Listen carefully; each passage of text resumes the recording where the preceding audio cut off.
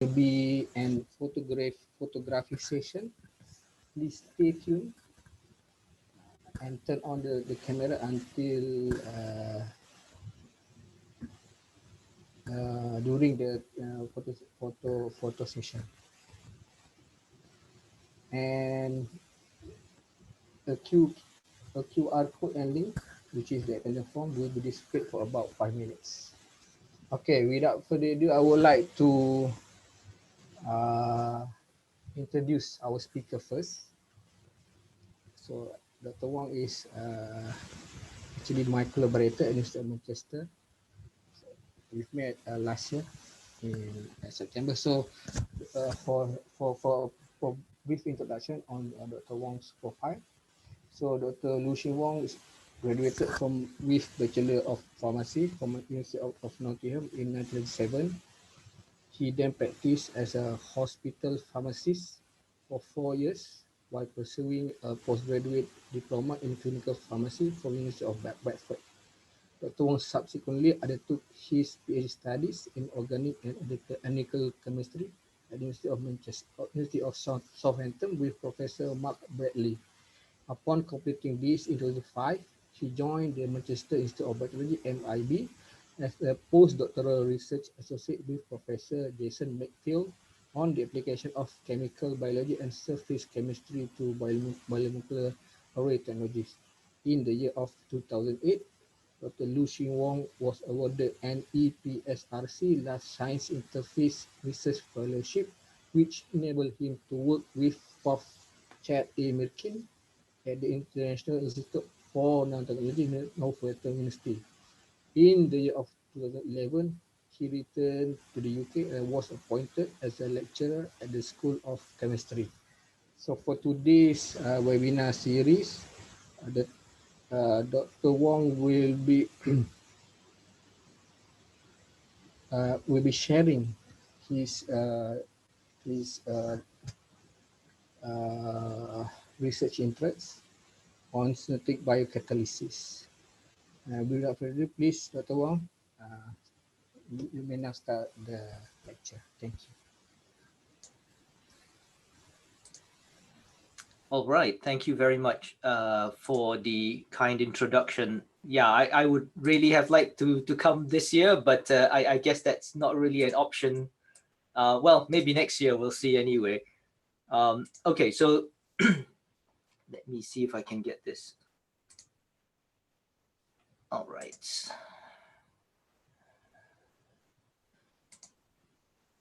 Okay, good afternoon, everyone. So thanks for coming to listen to my talk. So apologies for the rather sort of generic title here. What I'll try and do today really is to talk, I guess, about two smaller projects to kind of give you a taste of the kind of work that we do in our laboratory, which are quite different, but they're essentially all related to trying to apply enzymes to perform interesting chemical reactions that I guess are relevant to various applications. Okay, so let me start with, I guess, the first half of my talk with an introduction first.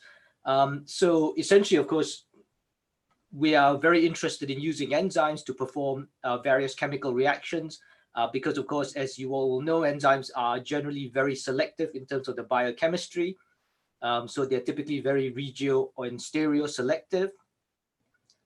They are able to perform reactions which are sometimes actually quite difficult to do using conventional synthetic chemistry. And of course, being of biological origin, they typically operate under mild physiological conditions. They generally, of course, also avoid the need for expensive or toxic starting materials and feedstocks. And of course, all of this put together is really very good in terms of sustainability, right? Because ultimately, this is what we're really interested in. We want to be able to perform synthetic reactions that don't require a lot of energy and, of course, ideally don't generate a lot of waste. Now, of course, people have been using enzymes to perform chemical reactions for many, many decades now. But I think it has become, again, very prominent in, I guess, the recent decades, I guess the past maybe 10, 20 years, because, of course, now we have very modern molecular biology tools that we can use to really try and engineer enzymes to improve their physical chemical properties. And nowadays, of course, as you all know, we are also looking towards synthetic biology, where we are able now, hopefully, to start to engineer whole organisms to generate entire synthetic metabolic pathways, again, to generate compounds that might be relevant to industry and society. Now, of course, not everything works immediately, right? So there are still some issues trying to use enzymes to perform, I guess, what today would be called industrial biotechnology. Large-scale production of enzymes, apart from a relatively small number of examples, is still quite difficult. Sometimes, of course, enzymes are evolved to be very selective, but this is also a bit of a problem because they have a very narrow scope. So they are, of course, very efficient at performing the reactions which they are evolved to do in nature. But if you try and apply them to a synthetic reaction to generate some kind of chemical compound which does not exist in nature, then they do not always work very well. Now, being enzymes, they are, of course, soft materials. So if you want to apply enzymes to industrial processes, this can also sometimes result in poor operational stability, right? So they typically are not able to operate under the types of conditions that you might want to use in an industrial process with high substrate loadings, high temperature. So really, I guess people are now looking to this idea of genetic engineering, which I guess for this audience, I don't need to say too much about.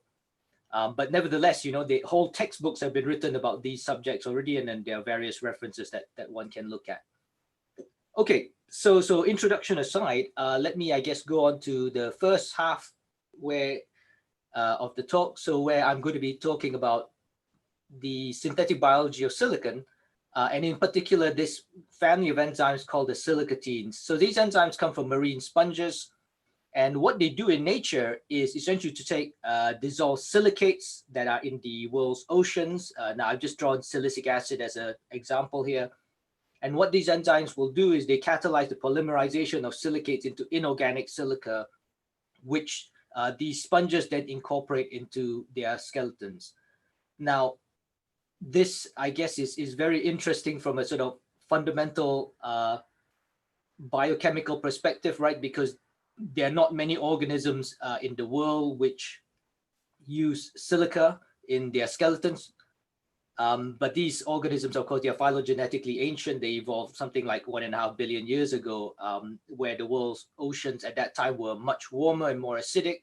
So, of course, there was more silica, and they then use this in their skeletons. Now, that's not true today, but somehow they still sort of survive in various ecosystems. So this enzyme is not new. It was discovered, I would say, in the sort of around 2000. And the primary sequence of the enzyme is known.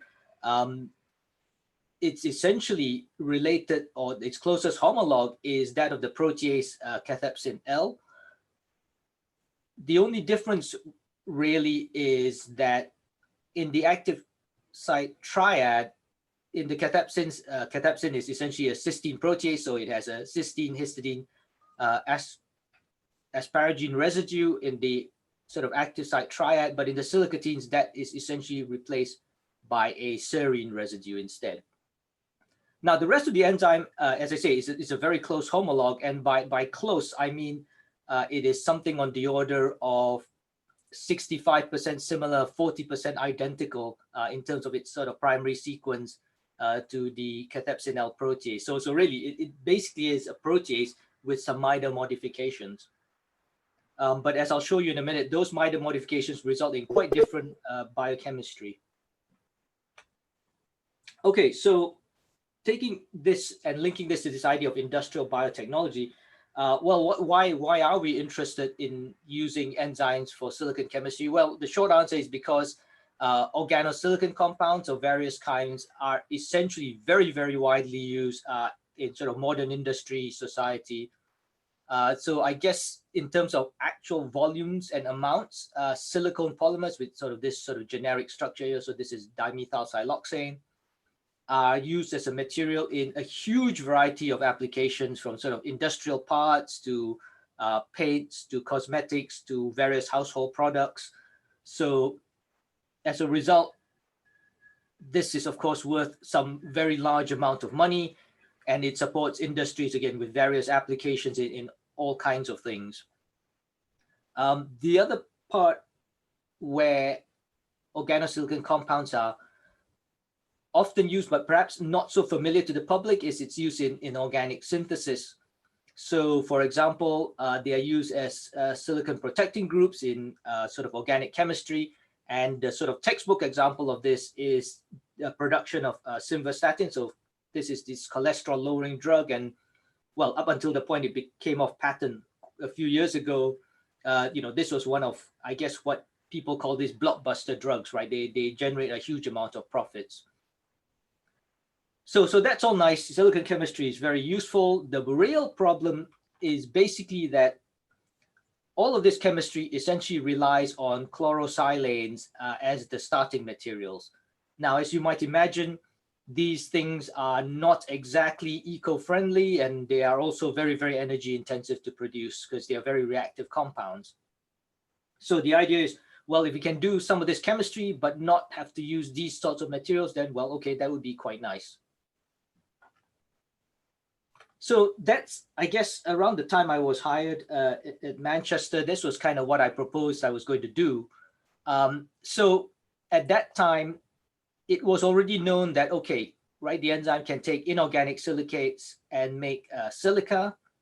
It had already been shown, in fact, by the marine biologists who discovered this enzyme that it will accept simple tri- and tetraethoxysilanes and also polymerize those.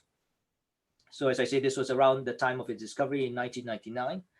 So our research program now is really looking at trying to expand on this. So of course, we are interested in some of its properties and its mechanism, try and understand how this enzyme works.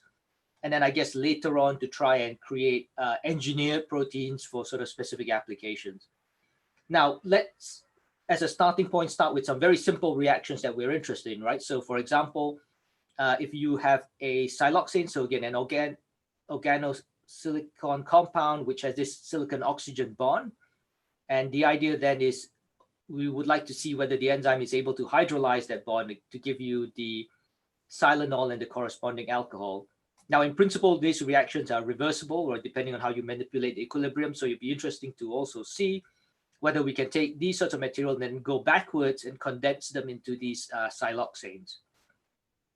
Now, if you can do that, then okay, you can start playing some more interesting games. So for example, if you have a diol, then maybe you can think, well, can we selectively add or remove only one side and leave the other side alone? And then try to look at some reactions like that. Okay, so as is common with a lot of these studies where you want to investigate enzymes, of course, the first thing you need to do is to get some enzyme. So that I guess was in fact one of the first problems that we encountered when we first started this project. The enzyme is easily translated in E. coli, but the problem is the protein is very hydrophobic, so it essentially all just aggregates. So we had to try a whole bunch of things to try and address this problem, to try and get soluble versions of this. I won't go into all the details for reasons of time, but basically this took, I guess, nearly 3 man-years worth of work. So it was actually quite difficult. But in the end, we ended up with, I guess, 2 main candidates. So the first one, I guess just shown schematically here, is a fusion protein with trigger factor at the N-terminus. It's got a hexahistidine tag to enable kind of metal affinity purification. And again, we can produce this enzyme. It's reasonably soluble. And again, we can purify it to homogeneity, as you can see here. Now, you can take the sort of, in quotation marks, sort of wild type silicatein. And if you try and produce this under standard conditions, then it's completely insoluble. But if you add a whole bunch of surfactants, you can get a small amount to be solubilized. And then again, you can isolate that protein. I mean, the yield is extremely low, but it's enough to carry out some initial studies anyway. Okay, so step number 2, okay, once you have your enzyme, then of course, the first thing you need to know is whether your enzyme is still active and catalytically competent or not. So what we can do to test this is essentially to treat the enzyme with silicic acid. And the idea, as I showed in my first slide, is that the enzyme should catalyze the polymerization of monomeric silicic acid into inorganic silica. Now, you can't buy silicic acid, so typically what is done in the lab is you can buy tetraethoxysilane. You just hydrolyze this with sort of aqueous HCl. You get a solution of silicates, and then this is what you add to the reaction. So the idea is that you add some enzyme to this at pH 7 for about an hour. And if things work properly, then you end up with something that looks like this picture over here, where you perform the reaction for 1 hour, then you heat up the reaction mixtures to denature the enzyme. The enzyme precipitates out at the bottom. But if your reaction is successful, then you see these sort of white particles that kind of float on the top of the reaction mixture. And these are essentially silica particles. So you collect those, and then you can perform a silicomolybdic acid assay. So this is a classical assay from the inorganic chemistry from like the 1960s. So essentially it's a colorimetric assay. So in the presence of silica, it basically turns blue. And of course, the color intensity, then you can correlate to the quantity of silica that you have isolated. So you can plot graphs that look like this, where again, the amount of silica that you have precipitated in this reaction versus the various candidates. Now, what you will see is that both our candidates produce some silica, and this is certainly statistically significant if you compare to just using heat denatured enzyme, which produces very little. And of course, the negative control where you have nothing except the silicic acid and the buffer, you get very little silica. Now, this number is not zero, because if you have a high enough concentration of silicic acid and you leave it long enough, it will eventually polymerize spontaneously and precipitate out of solution anyway. But nevertheless, it's quite clear that the enzymatic candidates certainly accelerate this reaction. Okay, so the enzyme is certainly competent for condensation, but actually you can also try an extension of this experiment where you are looking at essentially hydrolysis. So instead, rather than adding silicic acid, you can actually just directly add the tetraethoxysilane. And the idea here, then, if you add this, then the enzyme will in fact catalyze the hydrolysis. So it cleaves off all these ethoxy groups to generate the silicic acid. And as I said previously, if the concentration of this is high enough, then it will start to spontaneously polymerize and precipitate out of solution anyway. So essentially, we carry out the same sort of analysis, and then we end up with results that kind of look like this. And as before, our two candidates produce quite a lot of silica, well, at least within the sort of 1 hour that the reaction is running. And in comparison, again, the heat denatured enzyme doesn't do very much. You can compare this to a couple of other candidates. And actually, at this point, I think it's worth me kind of mentioning why we choose these candidates here. And this is really to do, as I say, with the way the active site triad and the likely mechanism is going to be. So maybe by way of introduction, let me take a step back and again talk about first these cysteine proteases. So catepsinel is one of these sort of enzymes which falls into this family. And as I said, the active site triad essentially consists of these three main residues that take part in the catalytic cycle. So you have a cysteine, which is the nucleophile. You have a histidine here, which acts as a Lewis base. And typically you have a third residue, an asparagine here, which again acts as a weak sort of Lewis base electron density donor. And the idea here is that if you add an amide, so again, this is catepsin, it's a protease, what will happen is that this cysteine attacks the carbonyl group of the amide to result in the hydrolysis and loss of the amine half or the N-terminal side of a peptide. What you generate is then this covalent acyl enzyme intermediate. So the C-terminal side, the carboxylate, is covalently attached to your enzyme via this thioester bond. And then essentially the second half of the reaction is a hydrolysis. You add water, the histidine acts as a base, it deprotonates the water, and then that water attacks your thioester. This then, of course, results in the loss or the release of your C-terminal component of your peptide or the carboxylic acid, and then the cycle goes round again where you add a new amide. So this is your classical, I guess, textbook sort of ping pong mechanism. Now, in the silicateins, the idea here is that we think we are likely to go through a similar catalytic cycle, except that the difference here, of course, is that the nucleophile in this case is a serine. Oxygen has much stronger affinity for silicon. And the substrate in this case is essentially this silylether or the siloxane, right? So it's this silicon-oxygen bond that you are trying to hydrolyze. But we propose that the idea is very similar in that, again, you have the attack of the nucleophile onto the silicon. You generate a covalent intermediate. Now, of course, in this case, this is a silyl enzyme intermediate because it's the silicon that's attached to the oxygen. Then in the second part of the catalytic cycle, you essentially have a hydrolysis, and then you go back to your starting point.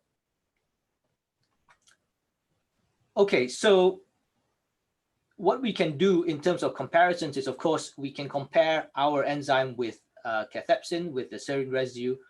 But actually, maybe another comparison you can have is also with chymotrypsin, which are the serine proteases. And the key point here is that instead of a cysteine residue, you have serine instead. So maybe this looks a bit closer to our enzyme.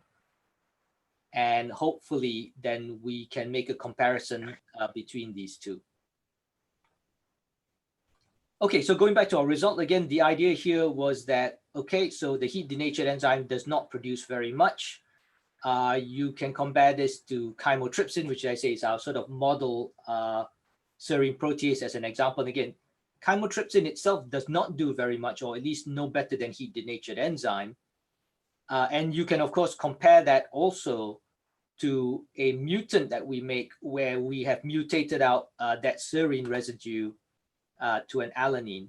So in principle, this enzyme should be dead, right? Because you have no more nucleophiles, so it can't possibly attack. And indeed, you can see that the activity is really not very much. At least it's essentially the same as our negative controls here. Though again, it's not zero, right? If you don't have anything at all, then essentially there's almost no product being formed because unlike silicic acid, tetraethoxysilane is very stable in aqueous solution. So essentially, if you just have it on its own, then nothing happens. Okay, so we have an enzyme that we know we can produce. We know it is catalytically competent.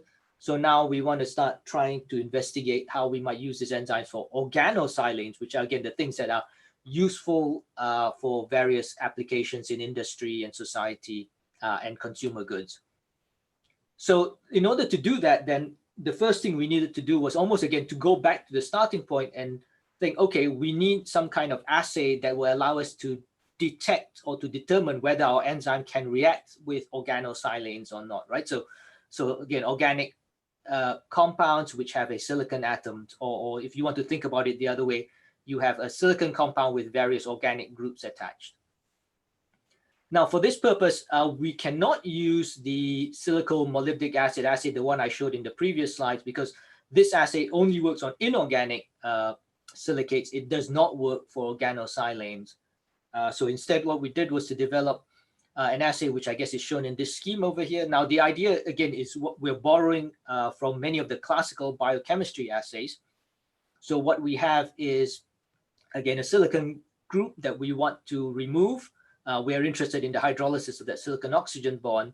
So what we do is we make these silylethers where you have this nitrophenol group. And the idea here is that upon hydrolysis, you release your nitrophenoxylate ion, and this ion is brightly colored. So now, again, you can do some kind of spectrometric or colorimetric assay. So if you do that, I guess using this compound here as one of our model substrates, then you can see that clearly as the reaction progresses and you generate more and more product, then you can see that you generate a sort of yellow color here. Now, this is nice, of course, because if you can now measure the color intensity spectrometrically, then actually you can now start to perform in situ quantification, and then you can also start to perform these kind of time course experiments, right? So here's one example where, okay, so the reaction we're looking at is shown in this scheme over here. So this is our enzyme substrate. We are using one of our two candidates that I mentioned before, a very, very low loading of enzyme and a small amount of organic solvent, because essentially this compound, of course, does not dissolve in water, so you need some organic solvent in there. But if you carry out this reaction, then you can see that, okay, so this is concentration of the nitrophenoxylate product over time. And you can see that as time progresses, you generate more and more product. And again, you can compare that to this green line here, which is a negative control buffer only with no enzyme. Now, again, this value is not zero. It will increase slowly because this enzyme over time will gradually hydrolyze in water. And again, the enzyme is basically just a catalyst, right? It just accelerates that reaction. If you are interested in the sort of more chemical aspects, then one of the things that chemists are interested in is the turnover number. So the turnover number in this case is essentially how many times can a single enzyme perform this reaction before the enzyme stops working, essentially.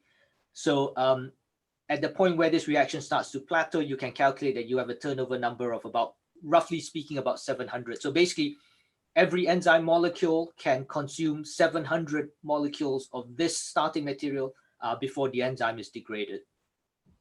So that number is not very high, but it's kind of okay for sort of investigation purposes. As before, we can run the same reaction using our mutant, where we remove the serine residue, which is required for catalysis. And again, you can see that basically the activity is kind of reduced when you do this. Okay, if we can measure time course experiments, then of course we can now measure rates of reaction. And if you can do that, then you can start calculating the sort of Michaelis-Menten kinetic parameters for these reactions. So we tried this again with our two enzyme candidates, the trigger factor fusion or just the sort of wild type protein. And we have 3 substrates. So these are the various substrates that we use. Again, the idea is the same. You have a silicon attached to your nitrophenoxy group. It's just that we have, of course, different side chains attached to that silicon atom. Now, in all cases, I guess if you look at this slide, don't worry about the exact numbers. The main points here are that the binding constant is relatively weak, right? This is in the micromolar sort of range. And that's normal. That's normal for enzymes, because you want the binding constant actually to be not very strong. Remember that unlike maybe if you're making drug molecules, right, you want your enzyme to bind quite weakly, because of course it has to bind to the substrate, perform the reaction, and then release the substrate again. So it's not unusual that this number is not very, very high. The other thing that is of interest, of course, is the catalytic constant, the Kcat. Now, again, this enzyme is rather slow, right? It is in minutes rather than seconds.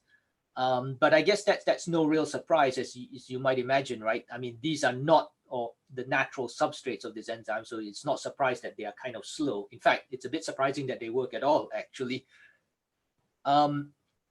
And then, of course, what you can do as a measure of so-called enzymatic efficiency is to take the ratio of Kcat to Km. And in general, you can see, well, the trends, they generally, in both cases, go downwards. So as the substrate gets bigger and bigger, the reaction becomes less and less efficient. And again, I guess that's not a surprise, right? The more bulky and more hindered the substrate becomes, the slower the reaction will be. You can compare that to cathepsin L, which I said is the sort of closest homologue with a dipeptide substrate. So this is essentially going to cleave at the arginine N terminal here to release, again, in this case, the nitrophenyl alanine, but same sort of idea. Now, if you compare the numbers, okay, the binding constant, I say, is not so different because this is a short peptide. The binding is not very strong. Now, of course, cathepsins are, of course, proteases. They are evolved to hydrolyze peptide bonds. So, okay, the Kcat is really high. But actually, if you take the ratio of this, then this number is actually not so different from the other numbers that we've measured already. So this was kind of nice, I think, as again, an initial investigation, right? It shows that the sort of kinetic values that we're getting are You know, they're not like crazy science fiction numbers, right? They are kind of sort of realistic sort of numbers. So that gave us some confidence to sort of carry on. Okay, so the other thing you can look at is the pH dependence of this enzyme. And again, you're looking at rate of reaction. So again, as a measure of sort of turnover and catalytic efficiency versus pH. And you will see that the optimum is kind of in the sort of basic range. And this is consistent again with what we understand about the mechanism of the reaction, right? So in order for this mechanism to work, you need, of course, this histidine to be unprotonated. It needs to be a Lewis base. So, of course, that is better at higher pH. And also at higher pH, you have more and more hydroxy ions present. And then this, of course, performs the hydrolysis to do the sort of backwards second step of the catalytic cycle.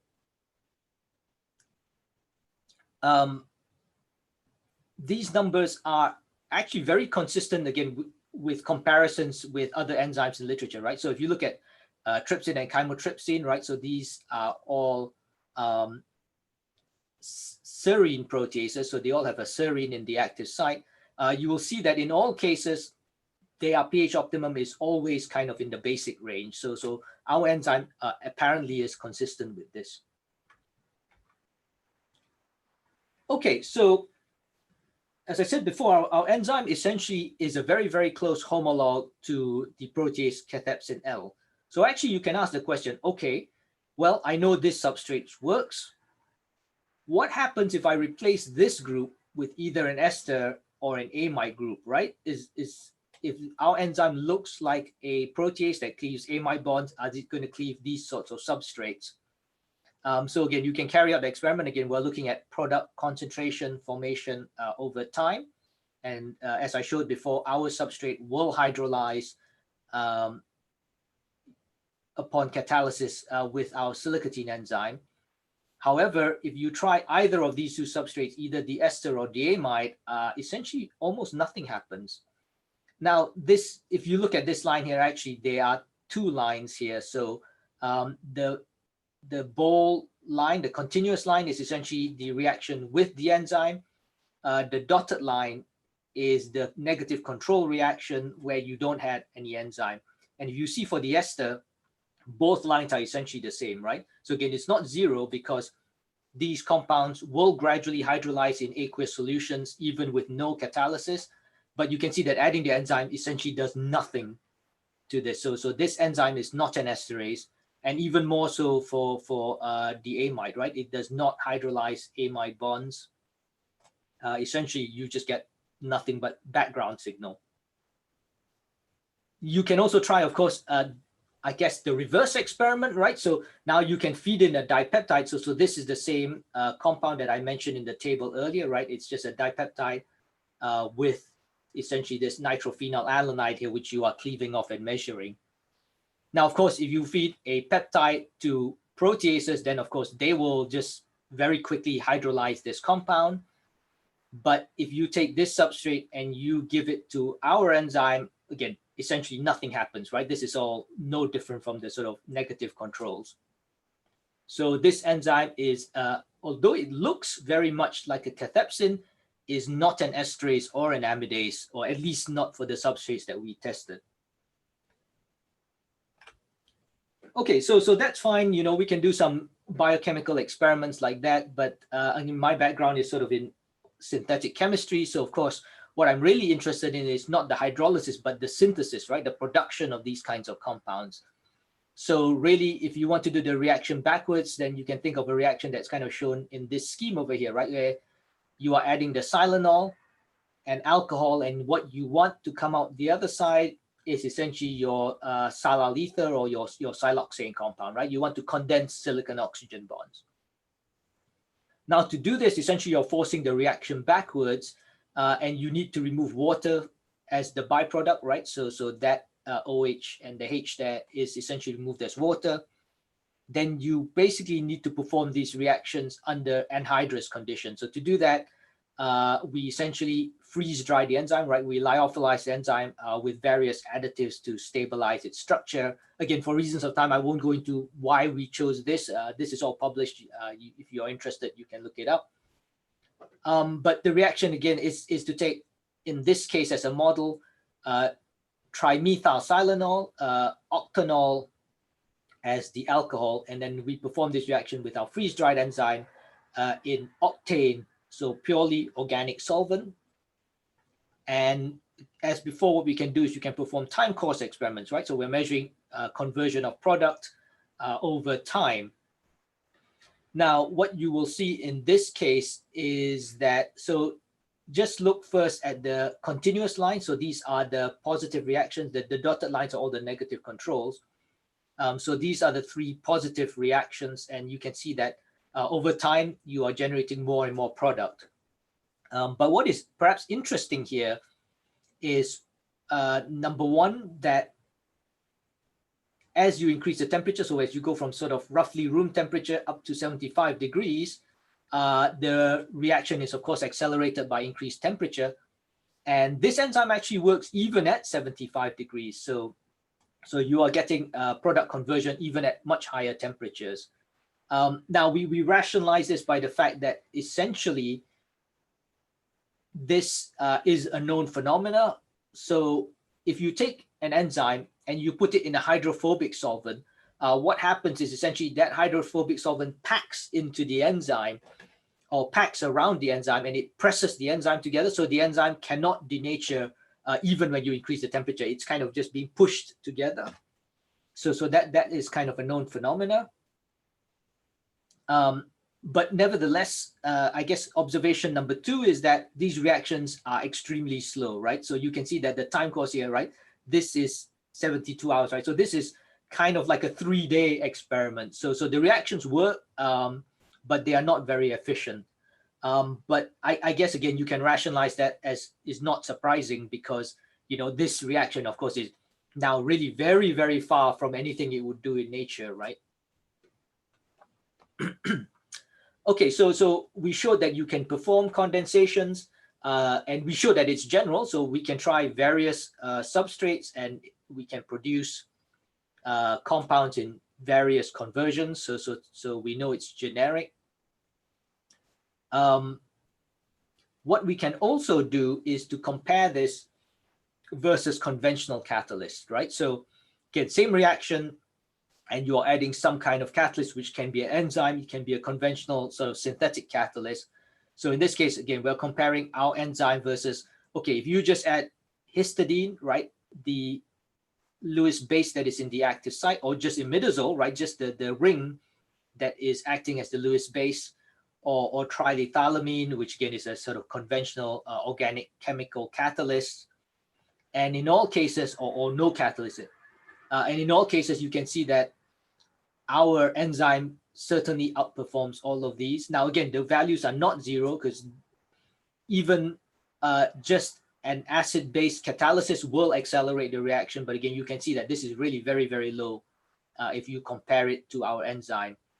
And even if you add 6 times as much of these small molecule catalysts compared to our enzyme, again, the activity is really not comparable. Okay, so the other thing we can try also is this idea where we can hydrolyze and perform silyl transfer. So you start with a silyl ether, and the idea is that you are going to transfer your silyl group from this side onto this side, right? So you perform an exchange reaction. And in this case, you can see that the conversions, this also works. The conversions are not so high, but really that's because if you think about it, these reactions are, of course, equilibria. So as you are progressing the reaction, you're generating more and more ethanol. But of course, this ethanol is not leaving the reaction, so it can just react and go backwards. So I guess these are sort of the equilibrium numbers for this reaction. I guess in future, we can try and improve this maybe by having some way of removing the ethanol. If we can do that, then I guess we can push the reactions further. Okay, so once you do that, then I guess the next thing you can try is, okay, we know you can condense alcohols, but what happens if now you add a compound with 2 hydroxy groups, right? Which end is the enzyme going to prefer? And now if you do this reaction, the enzyme, as I've shown in the previous result, in fact, is not very selective. If you leave this for a long time, then like many days, then everything will get silylated. However, if you stop the reaction after 24 hours, in fact, what we find is that the major product, so 3/4 of the product, is actually silylated on the aliphatic end and not the hydroxy side. Now, this is interesting because, again, we show that the reaction is generic. So you can have different chain lengths here, whether it's 1, 2, or 3 carbons. And in all cases, it's always the aliphatic end which is preferred. More importantly, this is a contrast, again, with using conventional small molecule catalysts, right? So you just add imidazole or triethylamine. Now, as I said before, the yield is much, much lower. You don't get much product. But any product that even you form is always preferring instead the sort of aromatic side, right? The phenolic end of the molecule. So our enzyme appears to generate a product which is, I guess, complementary to sort of conventional synthetic methods. So that again is kind of interesting. Okay, I realize I'm kind of running a bit out of time, so let me finish this part and then maybe move on to the other one more quickly. But just let me conclude here first by saying, okay, so in conclusion, we produce our enzyme. It is catalytically competent in both directions, right? So you can cleave silicon-oxygen bonds. You can also form them. The enzyme is a catalyst. So all the reactions I showed you, if you give enough time, will happen anyway. The enzyme is a catalyst in the classical sense, right? It doesn't change the thermodynamic outcome. It's basically just accelerating the reaction. And the enzyme has no apparently esterase or protease activity. So again, in future, we are now working trying to understand a bit more about the structure and mechanism. And again, maybe if you have questions, we can talk about that later as well. And also, again, looking at things like polymer synthesis. Okay, so let me move on, I guess, to the second half of my talk. So one of the things I'm very interested in my group, I guess from my days as a postdoc, is really in the application of methods for nanotechnology. So now you could argue that actually nanotechnology is already very advanced today, right? Because we use things like mobile phones, computers that contain electronic circuits and computer chips, which have devices embedded in them, which are on a nanoscale, right? So the microelectronics industry is already doing nanotechnology really well. But the problem, of course, is in order to do this, you need facilities that look like this, right? So this is, of course, unbelievably energy intensive, right? It consumes a huge amount of power to work.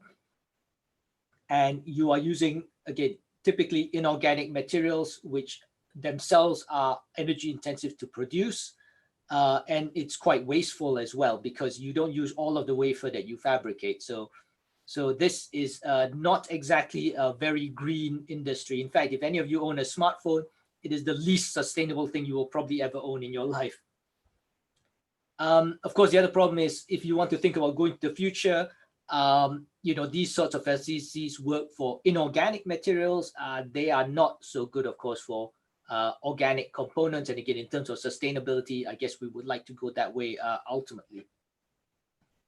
So I guess for the past, maybe 10 years now, certainly engineers have been talking about this idea of a so-called desktop fabrication, right? What you want is a low-cost instrument, low energy, and ideally low waste that anybody can buy, put on their lab bench, and sort of write materials on surfaces with sort of nanoscale precision. So that's kind of what we are sort of thinking about here.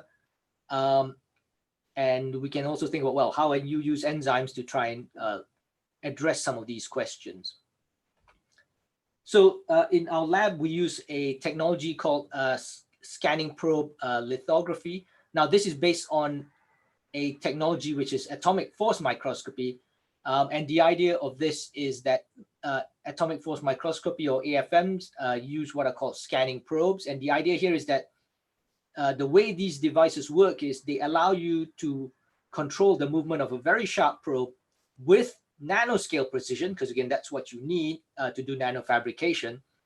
And essentially what these devices do is that they can scan this probe across the surface to generate surface topography. And if you're using this as a microscope, you can use this by running the probe across the surface to image that surface. So that's kind of, I guess, shown in this video here. Hopefully it will work.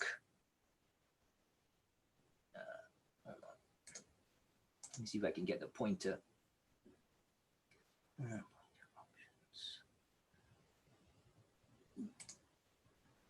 Okay, so maybe the video does not work. But essentially, let me just say that essentially what you do is you scan the probe across the surface, and as you do so, you will generate an image. Okay. Sorry, the video does not work. So what we do in our lab is to use probes to essentially, because you can control where the probe moves, to essentially write patterns on surfaces, right? So you can control where this probe goes with nanoscale precision. So for example, if you coat that with some small molecules, you can use this probe like a pen and deposit those small molecules on the surface as you move the probe around. And this works very well. You can get, as I say, quite good sort of nanoscale resolution. So again, typically you can get something about 100 nanometers in this way. Now, of course, the problem with this technology is that, okay, if you use an AFM, you can use one probe to write one pattern, and that's nice. You can test some interesting experiments. But the problem is, if you use one probe, this isn't very scalable, right? You can write one pattern, but that's not useful for industry. What you really want is systems where, rather than having one probe, you can have a huge array of individual probes. So the idea is that each probe can write one pattern. So this is a way you can scale up your fabrication. Now, there are systems that have been published, in fact, some years ago now, where you can do inside wafer size features in this way. So this is kind of what we use in our lab. So we have multi-probe systems, and we can write all kinds of patterns. So my lab, people in my lab would love to write all these internet memes. So we've got loads of this. Anyway, here's a few examples, but we've got lots of them in our lab where you can write essentially nanoscale patterns. Again, highly parallelized, so you can write multiple patterns at once. So here's some example applications where we're using this to perform cell culture studies, and you can see that each of these is a grid of patterns, and you have cells kind of growing on top of them.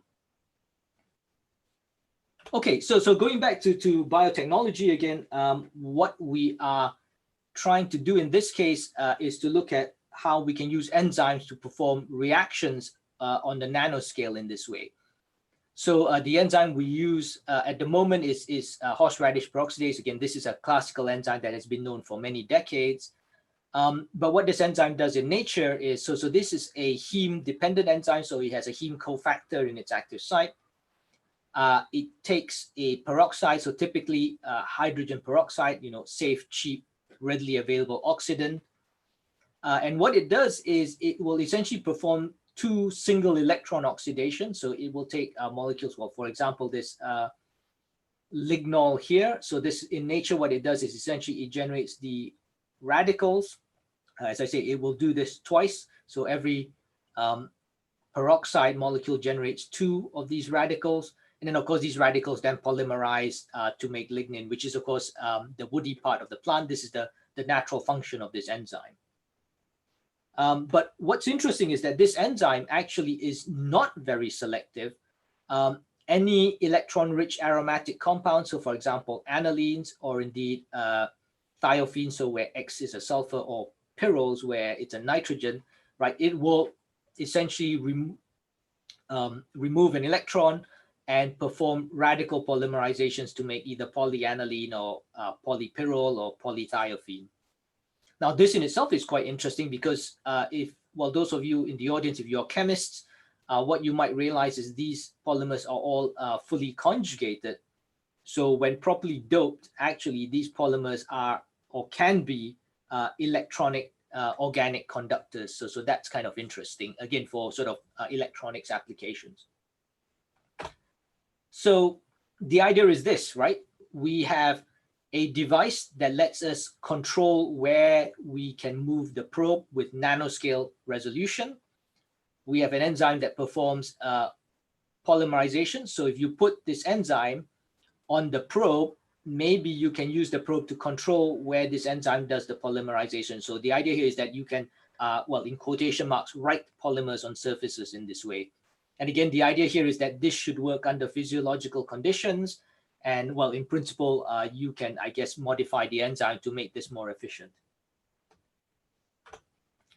Okay, so for reasons of time, I won't go into too much detail, but just I want to say that in order for this to work, of course, the first thing you need to do is to be able to put your enzyme onto the probe. So you need to immobilize it. So if you have some object here, what you can do, or in our case, what we did was to functionalize that with coenzyme A using conventional sort of synthetic chemistry. What we did is we took our HRP enzyme, we performed various mutations. I won't go into details as to what they are, but what we do is we add this YBBR tag. And the idea is that that tag is recognized by a transferase enzyme, a phosphopantophenol transferase. We use one called SFP, and essentially what this enzyme will do is that it will take that YBBR tag and it will attach that to this phosphopantophene arm here. So this is a way of essentially attaching your enzyme via this phosphoester onto the object of interest, which in this case, of course, is this scanning probe from the AFM. Okay, so we got these enzymes essentially from our collaborators in Austria. Again, for reasons of time, I won't go into the details, but you can get the genes, you can isolate the various isoforms of HRP. As before, you can perform various assays to show that the enzyme is, in fact, catalytically competent. And in fact, what's good is, of course, we just add aniline, which is one of the substrates that we are interested in. And the polymers are, in fact, very brightly colored, so it's very easy to see when your enzymes are active. Okay, so the idea is this. Essentially, what we are going to do is we're going to start with a silicon wafer. We are going to functionalize that silicon wafer with anilines. And if we put this then in a solution containing the oxidant and methoxyaniline as the substrate, and I'll explain why in a minute we chose methoxyaniline. If you have your probe with the enzyme attached and you move that probe across this surface, you should then deposit a line of polymer on that surface, right? So this is the experiment that we want to carry out. So if you do this, then you generate patterns that look like this. So this is the pattern we program into our instrument, right? We just want to write a series of lines. And this is essentially what we get out after the experiment. So you can see that we have, I guess, objects on the surface which are consistent with the pattern that we program in. And if you measure the width of these lines, they're about 160 nanometers. So we are certainly far below the micron scale. We're in the sort of nanometer size range here. Now, as before, you can always carry out various control experiments just to confirm that this is kind of what you expect, right? So you can generate some features on the surface. If you don't add any oxidant, or you don't add the substrate, or in fact, you just have a surface where you don't have any anilines. So remember, the idea is that you have anilines on the surface and your new polymer is growing out of the surface as you go. So again, you can see that all these negative control experiments basically don't give any result. So you need all these components to be present, otherwise it doesn't work. Okay, so we can write, I guess, nanoscale features in this way, but again, using a single probe is not very interesting. What you want to do is show that this process is scalable. So again, we can try this with multi-probe arrays. Same idea as before, right? So we've immobilized our enzyme. You have the surface which contains these anilines, and what you do is, as you are performing the reaction and you add the monomers, then these monomers will grow out from the surface as you generate these patterns. So if you do that, then essentially you get results that look a little bit like this. So again, this is the pattern that we program in. So we're writing a grid of individual dots. Now, if you look at this under conventional light microscopy, of course, you don't see anything because these features are smaller than the resolution of an optical microscope. But what is nice about doing multi-probe fabrication is that now you can write areas which are so big that you can use Raman microscopy to image these areas. So you can see now that what we have is signal in the areas as a pattern that corresponds to what we programmed in originally. Now, this is nice because if you can perform Raman microscopy, every pixel in this image is actually a Raman spectrum.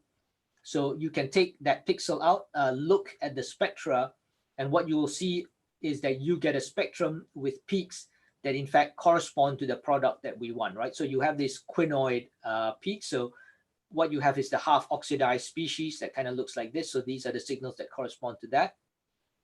And perhaps more importantly, because we added methoxyaniline, what you have is a signal corresponding to that methoxy carbon-oxygen bond.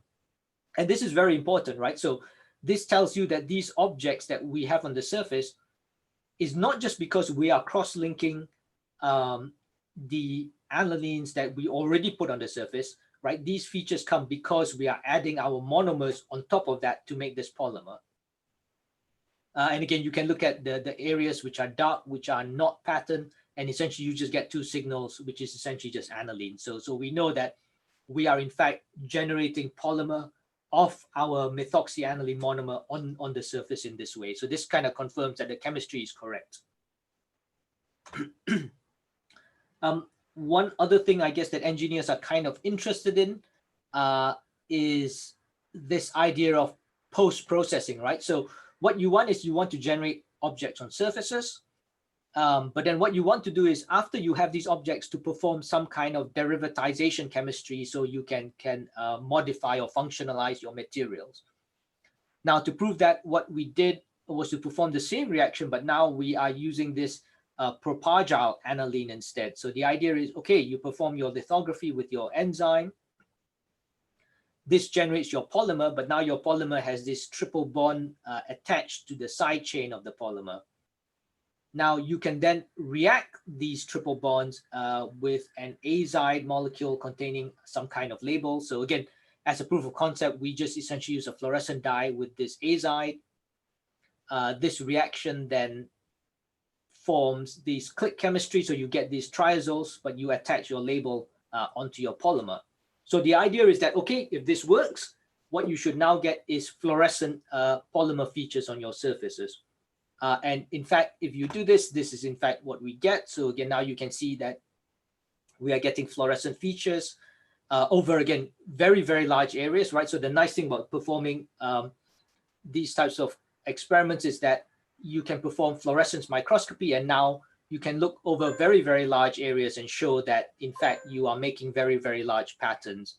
Now, of course, you cannot see the individual dots inside this grid, right? That's below resolution, but nevertheless, you can see the overall patterns. Now, the whole point of trying to do this with scanning probe microscopy is you can control where the probe moves, right, with nanoscale resolution. So in principle, you can write any pattern you want. You don't have to write dots. I mean, if you want to write lines, you can write lines as well, and then that works just fine. So this is a way for you to essentially generate polymer features with nanoscale resolution. Okay, so I guess let me finish this then. I guess we are more or less out of time. Just to say that, okay, we showed that this concept works, right? You can use enzymes to fabricate polymers on surfaces. You can achieve essentially nanoscale resolution, certainly far below a micron. And in principle, again, I didn't talk about it today because I wanted to show the idea, but in principle, right, you can optimize this by using other types of peroxidases or even engineered peroxidases. What we are looking to do in future then is, as I say, to make electronic devices. The idea is, okay, well, if you can write your polyaniline fiber between some electrodes, then in principle, you can make various devices. Okay, so let me finish, I guess, by thanking, obviously, I don't do this work myself. There are people in the lab to do this. The names highlighted on top are the people who, in fact, did the research. So the work I talked about today is not our latest work. I just wanted to maybe, in fact, tell you some older work just to give you an idea of the concepts. But yeah, Joe did the work on nanofabrication. Yasin and Steph did the work on the silicatein enzymes. And this is the group. Well, I guess we took this picture before the pandemic. So that's us. And of course, these are the people that fund us. Now, I decided a few years ago that basically the size of the logo is proportional to the amount of money they give me. So if you're wondering who these guys are, so these guys are the Leverhulme Trust, right? So they didn't give me much money, so that's all they deserve. They get that little space there. Okay, thank you very much. Happy to take questions.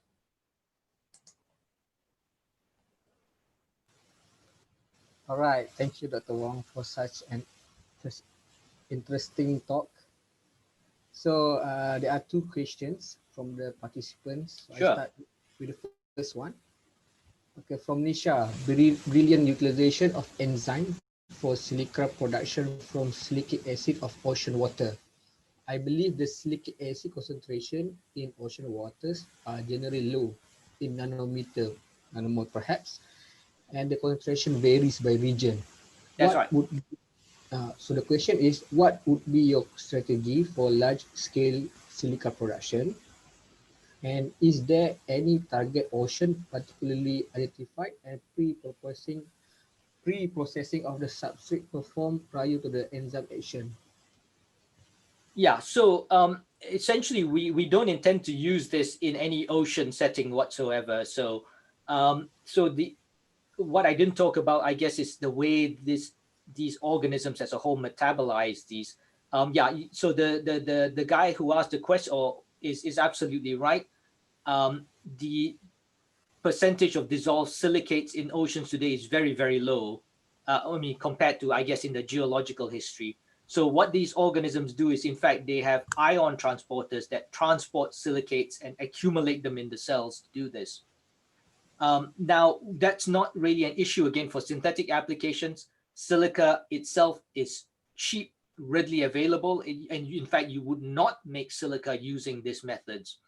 Silica it's basically sand and quartz, right? This is peanuts. What we would like to use this enzyme for is more high value compounds, which are the organosilanes. And those, of course, are entirely synthetic. They don't exist in nature. So we're much more interested in the production of those compounds rather than silica. I mean, silica is not interesting as a biotechnological target, I would suggest. All right, hope that has answered your question, Nisha. So for the next question from Nur Khalida, for TF-sil alpha enzymatic reaction, is there any byproducts produced by this enzymatic reaction? And what is the optimum temperature to get higher percentage of conversion within shorter time? So I think it depends on which reaction you're talking about. Are you talking about the hydrolysis reaction or the bond forming reaction? The byproducts are more or less essentially what I showed in that slide, right? So if you're starting with a single molecule for the hydrolysis, you're starting with your colorimetric compound. In fact, let me go and share my slides again. Maybe it's easier to explain if I do it that way.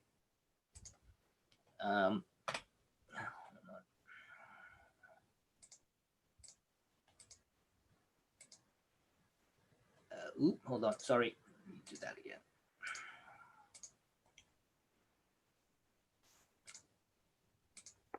Okay, so essentially, if you're starting with this substrate, then essentially the byproduct is a silanol, right? We are observing this because this is what is generating the color, but the byproduct is essentially the silanol. If you are looking at the condensation reactions, then the byproduct is, of course, water. So can you sort of repeat your question? I'm not sure I understood. Did I answer that correctly? The question is there any byproduct produced by this enzymatic reaction? She meant the hydrolysis reaction. Okay, yeah. So well, no, I mean, these are the two byproducts, right? I mean, you're starting with this. And essentially what you're doing is you're just cleaving that bond by adding water across there. Or more accurately, I guess, a hydroxy ion. So what is the optimal temperature to get the higher percentage of conversion?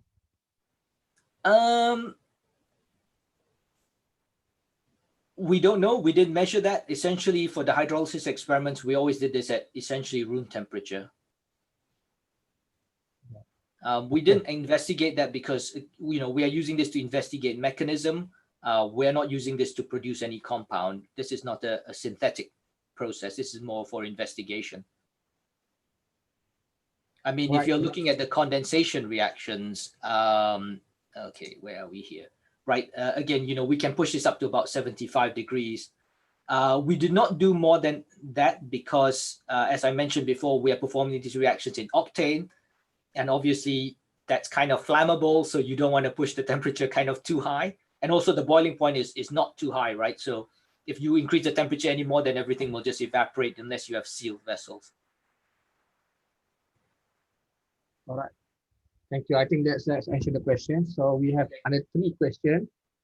Okay, from myself, what type of enzymes that are suitable for the biocatalytic nanofabrication? Is the enzyme size is important for immobilization? Not really. You can essentially immobilize any enzyme. It really depends more on your application rather than whether you can attach an enzyme to an object or not. That's actually quite easy to do. So a better way to think about this is to choose enzymes which are performing some biochemistry that is interesting to you. Now, for the applications that I described, like in fabrication, ideally you want enzymes which are very thermal resistant, because one of the problems when you try and do this reaction, so you can imagine, right? You are attaching an enzyme to a probe and you are dragging that probe kind of across the surface. So you are essentially, you are pressing the enzyme onto the surface. And of course, this is very stressful for the enzyme.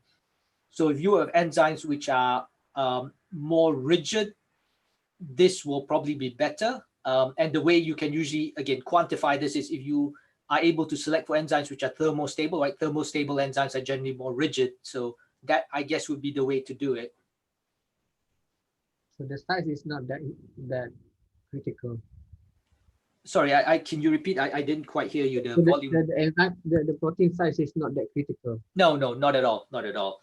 I think if you're talking about resolution, the size is not usually a problem, because even very, very large enzymes, again, by nanoscale standards, is very small, right? So for example, if you look at a peroxidase enzyme is only like 5 nanometers in size. So if you look at the patterns that we write, those are about 100 nanometers. So it's not limited by the size of the enzyme. The 2 factors here are to do with the length of the linker that you use, because of course, the longer the linker becomes, the further the enzyme can move, right? And also because of the mechanism of the reaction that we are using, right? So the thing is that this enzyme basically generates radicals. The radicals diffuse out of the enzyme and polymerize. So of course, if they diffuse very far away before they polymerize, then you're going to get very big features. So yeah, it's to do with the mechanism of the reaction too. Okay, thank you. Okay, question from Shireen Morsi. Why was the aliphatic hydroxyl easily esterase than the aromatic one? Why? Well, that's a good question. The short answer is we don't know. Okay, let me share my screen here.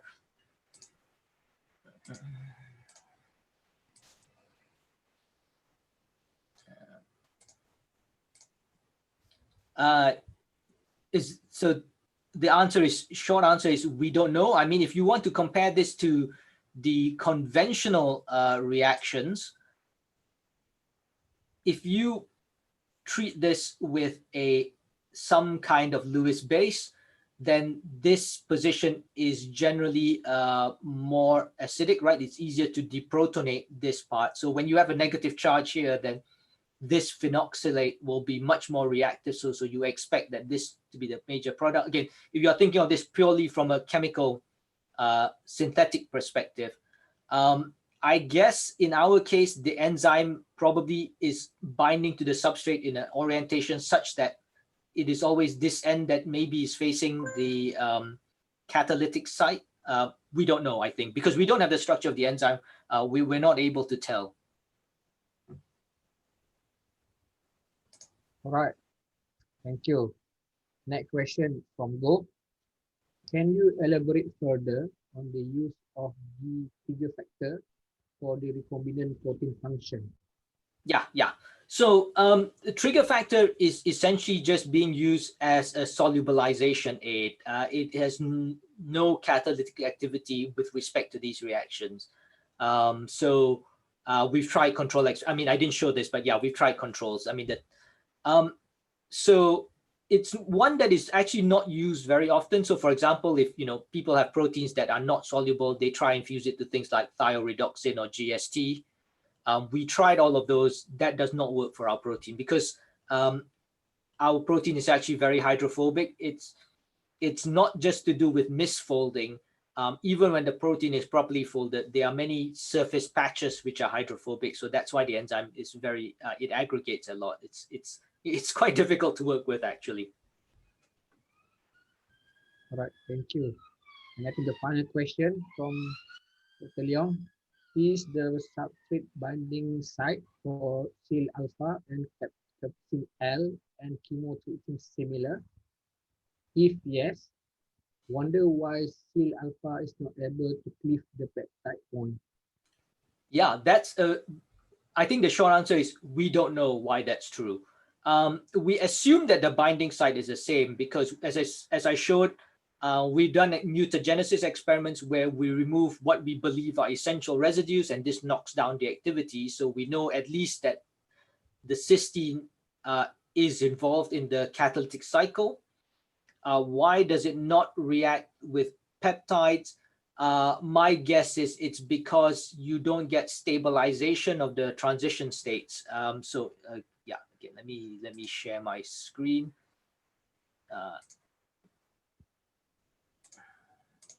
So actually, that was my backup slide. Right. So the issue is this, right? So if you have a carbonyl containing compound, and again, this can be an ester or an amide, what these enzymes will do, as I say, the nucleophile attacks the carbonyl, and you generate this oxyanion as the intermediate, which then will collapse. Now, in esterases and proteases, this oxyanion is stabilized by various residues in the binding pocket. So we propose, but we don't know this is true. We propose, but we have not confirmed that maybe in our enzyme, you don't have those residues there that support any transition state, right? Now, silicon, of course, being low on the periodic table, can form 5-valent or pentavalent intermediate. So silicon doesn't care that you don't have any stabilization. The reaction will still take place. But of course, if you try this reaction and you have no stabilization, then maybe the reactions won't work. Again, I don't know this is true. This is kind of my hypothesis. So, I mean, it's a very good question. It's that even though the enzyme looks very, very similar to cathepsin, it does not perform reactions like cathepsin. And it's not so easy to understand why this is the case. As I say, we're doing ongoing work now to see if we can get the structure. And if we do, then of course, I think that will answer many of these questions. All right.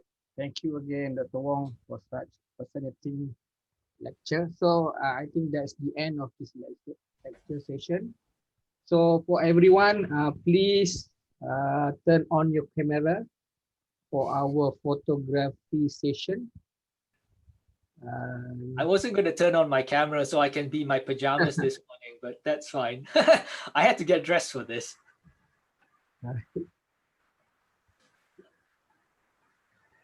Yeah, it's a bit of a shame I can't visit you this year. I was actually, I had already booked my tickets. I had to cancel them. Okay. Never mind. Next year.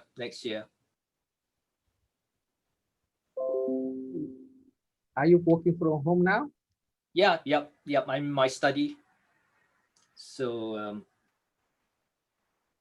yeah, I mean, my brother were pretty disappointed I couldn't visit this year. Okay, yeah. So for those of you who don't know, I'm actually Malaysian. So I was gonna come back this year, but oh well, never mind. All right, please, everyone, turn on your camera.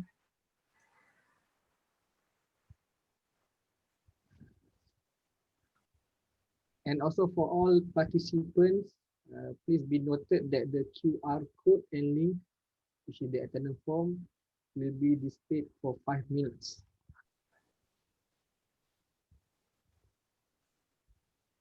I can see Dr. Leong.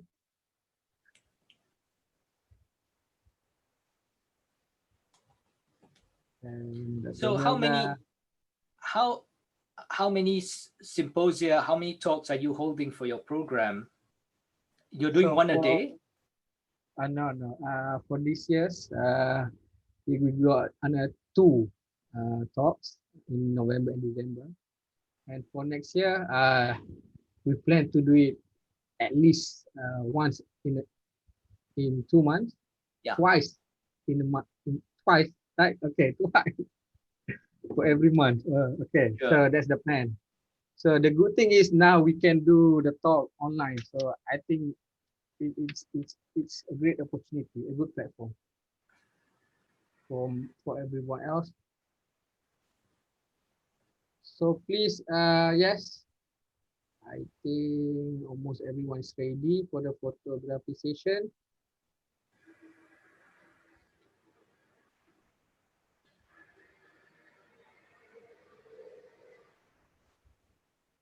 Are we supposed to be staying still or what? I think, okay, the Okay, it's photography done. is done. Yeah. Okay, for participants, please again fill out the link at the form. And then again, I would like to say a big thank you to Dr. Wong for this very informative session. So hopefully we can see each other in the future. Yeah. Well, like I said, so our joint student has already started. She is here. I guess at some point we need to discuss when she can come and visit you also. Okay. I Right. guess, well, again, it won't be anytime soon, right? Because of this pandemic. So maybe next year sometime. Are you going to be visiting the UK again later? You got any plans? Oh, not for now. Okay. That's fine. You don't have to come to me. I can come to you. It's all good. All right. Yeah. Okay. Okay, I think that's it. Thank you very much. No problem. Yeah, we'll be in touch. We'll be in touch. All right. Soon. Bye. Thank you, everyone. Bye-bye. Have a good day.